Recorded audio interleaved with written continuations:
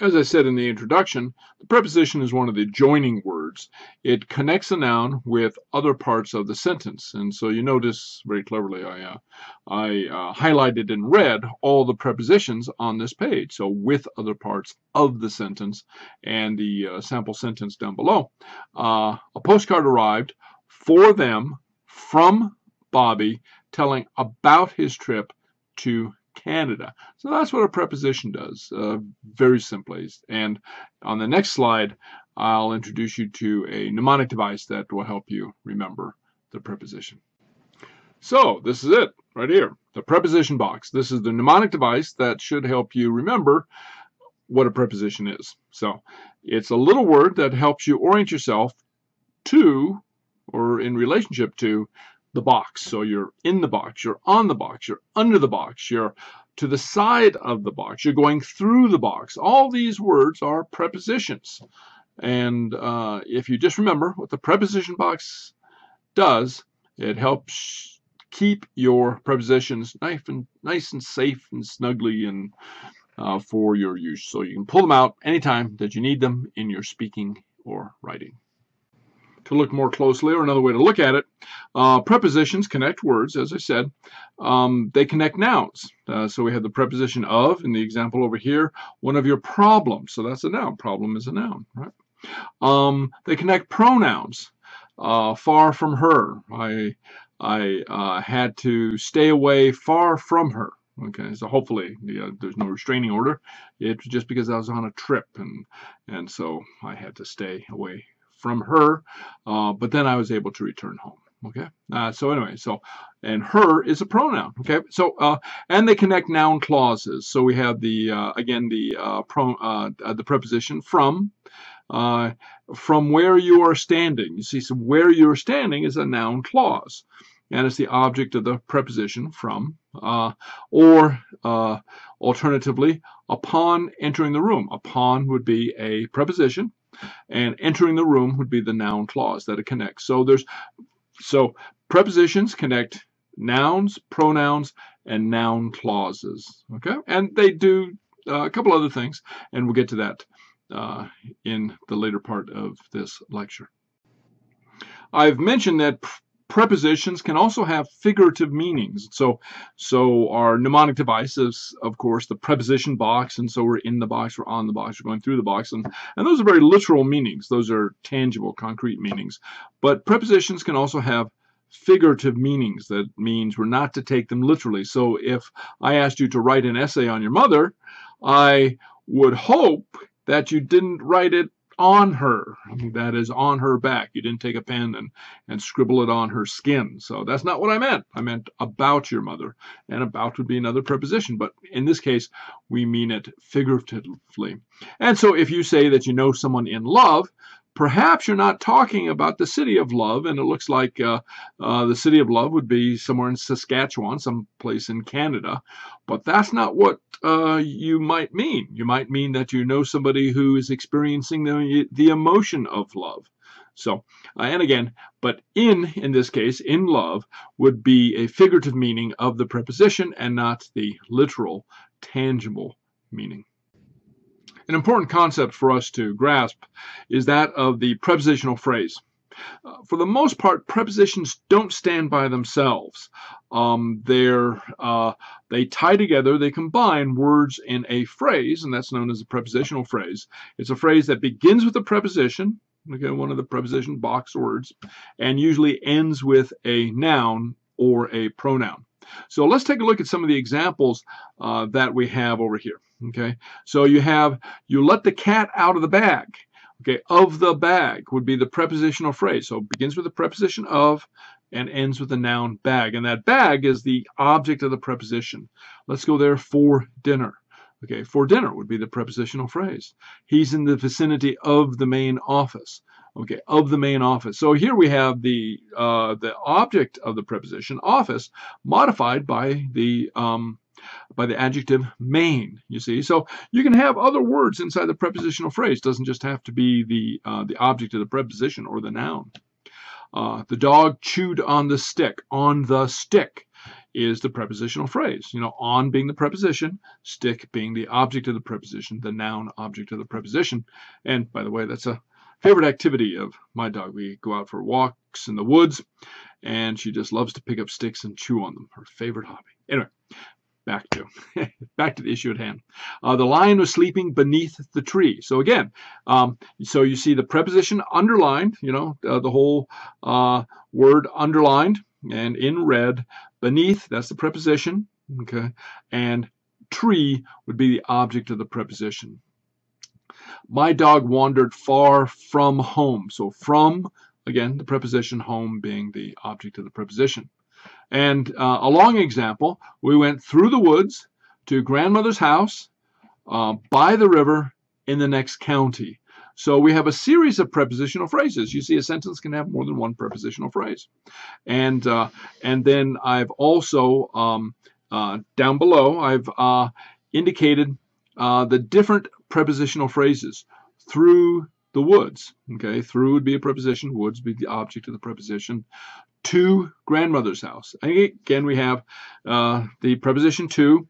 Grandmother's would be acting as a modifier for house. What kind of house? Well, it's grandmother's house. And house being the object of the preposition. By the river, by being the preposition, river being the object of the preposition. And in the next county, in being the preposition and county being the object of the preposition. So I hope this is helpful. I hope you start to understand the whole idea of the prepositional phrase. Because remember, for the most part, prepositions do not exist by themselves. Prepositions can also have a pronoun object. That is, a prepositional phrase can be comprised of a preposition plus a pronoun. It doesn't have to always be a noun, because remember, the pronoun does what? It takes the place of the noun. So again, we have some examples. The committee gave the award to him. So to him, to being the preposition, him being the pronoun. He baked the birthday cake for her. What a swell guy. Okay, so the senator spoke out against them. Okay, whatever them is. Okay, but he was against him. Okay, so anyway, so against would be the preposition. Remember, you can say against the box. Okay, it locates us in relationship to the box. But in this case, the against would have a figurative meaning. He's not literally leaning against them as he speaks. Well, you know, maybe another politician might. You know, if you're familiar with the mayor of Toronto, okay, Rob Ford, very likely he might have to be leaning up against the wall as he spoke, because otherwise he would fall down. Anyway. The rain fell on us. So again, this is a very literal meaning of the word on. It was on, you know, fell on us. On would be the preposition. Us would be the pronoun, object of the preposition. Let her sit between you and me. So here we have two objects of the preposition, you and me. Okay, and she's going to sit between us, and so the between would be the preposition. She gave the flowers to me. Okay, so to the preposition, me being the pronoun object. I hope you start to see the pattern here. You start to get the idea. He told a story about her. Mrs. Perez walked across it. It being the object of the preposition across. I did this for them, not for us. And here we have two different uses of the word for. Well, it means the same thing, but we repeat it, perhaps for emphasis, and for them being the object of the first for, us being the object of the second for. So anyway, I hope you see here that the prepositional phrase does not have to contain a noun. It can contain a pronoun as the object of the preposition. One thing to remember is that preposition use is idiomatic.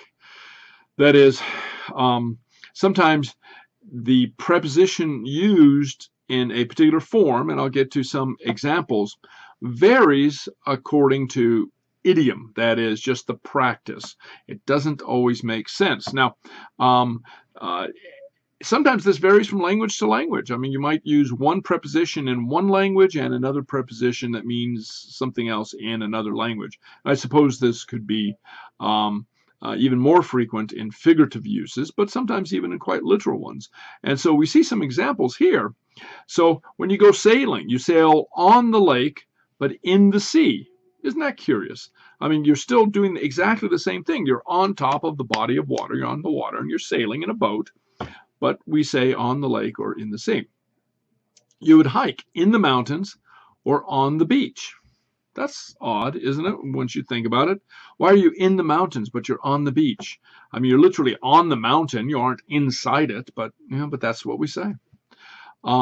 Somebody is involved with a person. Perhaps they're having a romantic relationship, but you're involved in a task. You're not involved with a task. Well, you could be, but more often in a task. You part from a spouse, if you want to, or you part from a friend. That is, you part from a person, but you part with a possession. Okay, here, take this. I want you to have this, so I'm parting with the possession. Okay, though you wouldn't do that with a person, I don't think so. Okay, you're impatient with a person. Don't be so impatient with me. I'm doing the best I can with me, with a person.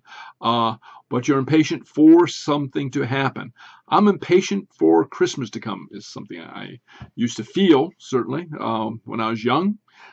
Just couldn't wait for Christmas to come. Okay, so I was impatient for it. I'm afraid of the monster. Okay, but I'm afraid for my family. Okay, that's why I have life insurance. I'm afraid for them. What might happen if something were to happen to me?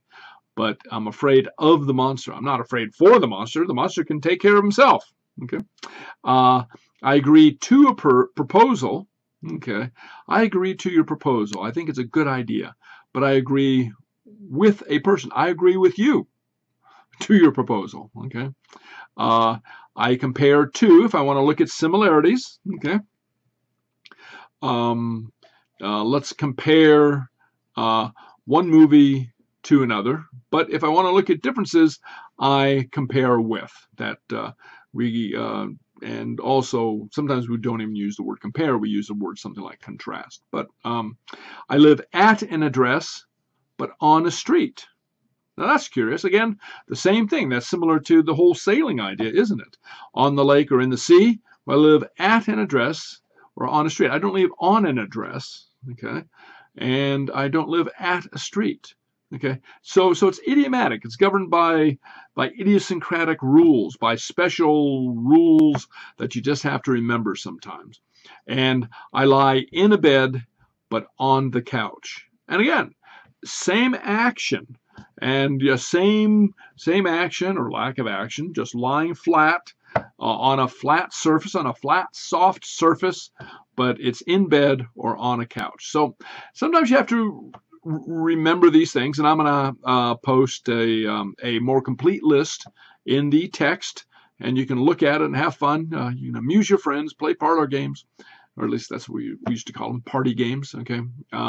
And try to learn the special uses of the prepositions. I'm going to speak briefly about some of the specific jobs that prepositions do. And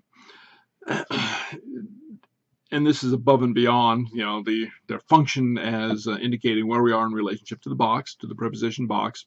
So one thing that prepositions do is they give time location. So at a specific time. The plane arrives at 7 p.m. On, for days and times. The meeting is on Tuesday. We're having a party on New Year's Eve. Okay, so or in, so very often non-specific times. It's too hot in the summer. I started working here in 2010. So that's one of the things that prepositions do. They give time location, if you can think of time as being a location, but they indicate time. Something else that a preposition can do is give time duration. That is how long something is. So when I was a child, I could hold my breath underwater for 3 minutes. Okay, so for 3 minutes. They can measure the time since an event. And there I just used the word. I just used the preposition. Since an event. I've lived on the coast since 2010. Okay, so another one would be we got there before 3 o'clock. Okay, we got there before. So prepositions can also indicate time, duration. Here we have a couple prepositions that are dedicated to movement. The preposition to and towards. We're going to New York, or we're sailing towards the shore. And the slight difference here is to is very often used if you're indicating that you're going to arrive at some place. You're emphasizing the arrival, or the intended arrival. Towards emphasizes more the movement in the direction of, but not focusing so much on the arrival. We're heading towards the shore, but we're not going to the harbor. Okay, so you catch the difference, I hope. Anyway, so prepositions can also indicate movement. Sometimes prepositions can do double duty, as the note above says. That is, they can sometimes be prepositions and sometimes be something like a conjunction, or not something like a conjunction, an actual conjunction. So I have just a couple of examples over here. Since. I can use it as a preposition. I can't believe it's been more than 12 years since 9/11, that great tragedy, that atrocity that was committed upon America, but it's been more than 12 years since then. Or I can use it as a conjunction. That is, it introduces a subordinate clause. So it has been many a long and weary mile since I saw home. So I saw home has a subject and verb. So it's a clause, and it's a subordinate clause because it's introduced by the subordinating conjunction since. So here we have an example, or another example, and we're by no means limited to these two examples, and I'll provide a more complete list in the text, but just another example. Before, as a preposition, it's a couple hours before dinner. It's still a couple hours before dinner. Or as a subordinate conjunction, before we go back to the clubhouse, let's play one more round of golf. So before we go back to the clubhouse, we go. Okay, that's a subject and verb. That's a clause. Okay, and before would be the subordinating conjunction. Okay, so don't be confused, and this happens with other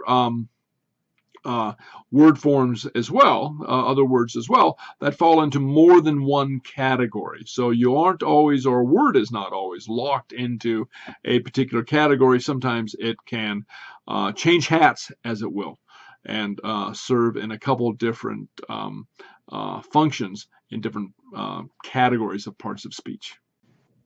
A preposition can also combine with a verb. So we've been focusing mostly on how a preposition combines with a noun and forms a prepositional phrase, with a noun object. But sometimes a preposition combines with a verb and forms what you might call a phrasal verb. That is a verb that has a very particular meaning, as if it's one word, but it is printed and spelled out as if it's a phrase.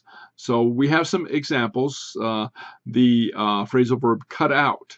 Cut that out, which means to stop. You see, it's and it's not used in the same way as to cut the coupon out of the magazine. It's not that. It doesn't mean that. Write that down. Okay, that's another phrasal verb that'll blow up in your face. I mean, so the word, as it were, and word in quotation marks, the meme, the idea, blow up, is a distinct phrasal verb. We should go out for dinner. You see, so the go out is a phrasal verb. I'm not going to put up with that nonsense anymore. So to put up with something is, again, a phrase. It's a phrasal verb that means something quite distinct and exists as a word by itself. I'll look in on Granddad the next time I'm in town. So to look in on somebody is different from look. Okay, it's not quite the same thing. To look in on somebody. Your order adds up to $19.38. Okay, it adds up. Okay, so I went out for lunch and I bought a steak, perhaps, for $19.38. Quite extravagant, I think, but it's once in a long time treat. Anyway, you've given me something to think about something. It could be a phrasal verb. So anyway, so these are some examples of these phrasal verbs, and again, I'll include a more complete list in the text. But keep in mind that these exist in a sense as words by themselves, because the verb does not mean the same thing by itself as it means when it's in the phrasal verb, that is, in the verb plus preposition form.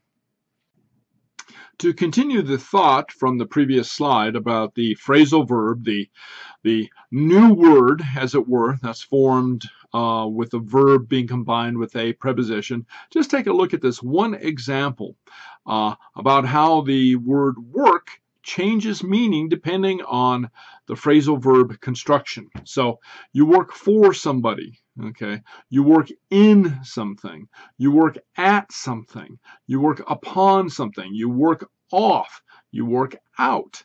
You work over, okay? So to work for somebody, that's, you're performing labor for somebody. To work in something, you work in the construction industry. To work at something, you're endeavoring to complete a task. To work upon something, very similar to working at. You work off, I've got to work off those extra pounds I put on over Christmas. I've got to eliminate, I've got to reduce my weight, I've got to work the pounds off. To work out, that means to exercise, okay? It doesn't mean to work outside, okay? Or to work over. That's something the mafia collection guy does. He works you over if you haven't paid him back, okay? So anyway, these are some examples of how prepositions can change the meaning of a verb. Now the preposition part of this phrasal verb is sometimes called a particle. Think of it as the part of the verb, as a preposition part of the verb. And we can see, just spend one more moment with this, we can see how it's different from a separate preposition. So you see, I could say, I want to write down my thoughts before I forget them.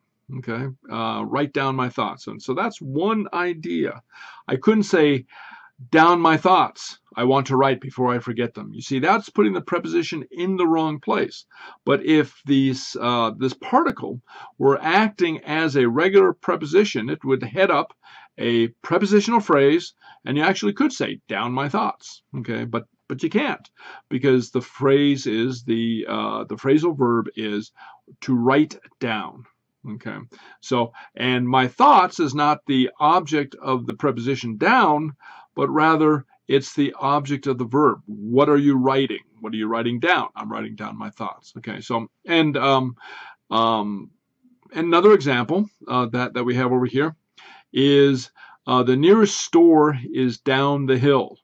Okay, so you see, so that down, as opposed to the down in to write down, that is a proper preposition that heads up the prepositional phrase down the hill. And you could say, albeit a little awkwardly, you could say down the hill is the nearest store. Okay, so you see, so down the hill stays together as a whole phrase. Just like you can't say down my thoughts I want to write, right? You can't say that, but you can say down the hill is the nearest store. Down the hill is where I want to go. You see, so that down the hill works as a preposition. So this is the difference between the, what you might consider the true preposition and the preposition that tags along with the verb to form yet another meaning. Just a little historical note, a language historical note to end this lecture with. Okay. Sometimes you might hear, sometimes somebody might tell you that you cannot end a sentence with a preposition. This is wrong. Okay. The history of this rule, or the supposed rule, comes from the 1900s, when learned people, people who studied grammar, were very deeply involved in the study of Latin, and Latin was considered the learned language. Everybody had to know Latin. In fact, coming out of the 1800s, even many scientific treatises in Europe were written in Latin. And so grammarians, that is, people who looked at language, thought that Latin provided the true form for grammar. Now, these were people who knew many different languages, much more than individuals today, even learned people, even educated people might learn today.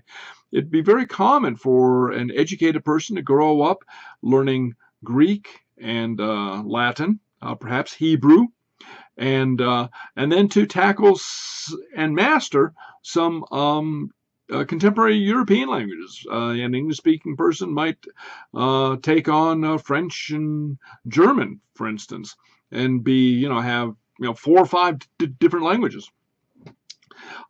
It's surprising, though, that they never figured out, some of these people never figured out that rules of grammar vary and differ between different languages, but they didn't. And so they tried to cram English into the Latin grammatical structure. Now, in Latin, you cannot end a sentence with a preposition. You just can't. It just doesn't work. But in English, this is not valid. You can. There are many cases in which you do end a sentence with a preposition. And so the quote that I have above, this is the sort of bloody nonsense, up with which I will not put, was written down, scribbled in a manuscript that Winston Churchill wrote. Okay, so when some editor wrote back to him, you can't end a sentence with a preposition. Winston Churchill, the bulldog prime minister who led Britain and against Nazi Germany during the Second World War, he scribbled defiantly in the margins, "This is the sort of bloody nonsense up with which I will not put." So you notice the up with which, the distorting of English grammar to fit the rule sounds really funny. So you never want to write that. See, so the natural form would be, "This is the sort of bloody nonsense which I will not put up with." Okay, so and that's the final word to end this lecture with. See you next time.